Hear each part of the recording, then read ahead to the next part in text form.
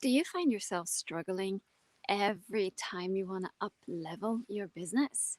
Every time you set a big financial goal, want to double your prices or go more live on camera, on social media, be more seen, anything in your business, like you have reached a certain level already, but every time you try, every time you go for something bigger, there's this resistance. So, first of all, it's not your fault. I just want you to get this. It is not your fault.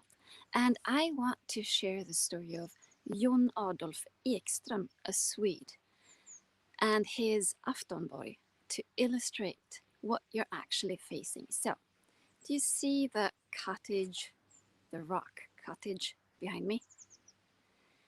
There was this guy who was born 1877 here in Sweden.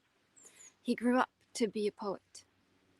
And to have a place to write, he actually built this house, this cottage, with his own hands on his spare time. I don't know how much spare time he had. He had like lots of children, like they had back then. But he built this tiny cottage to have somewhere to write because he had a mission. He had something important he wanted to do. And I don't care who you are. Most of us, like 99% of us, we have stories like this about hardship, about barely surviving. And if you want to make it bigger, if you want to do something that's bigger than just surviving and just being like other people, you need to work hard, right? So we carry those stories with us all the time, and it's ingrained in our nervous system. It's programmed into our DNA. There's actually an epigenetic effect of this, that we actually in our system believe that if we give ourselves the gift of doing what we want to do, then we have to work really, really, really hard. And that's so much of that resistance that you feel every time you try to step up. You know, that voice that says, who am I to do this?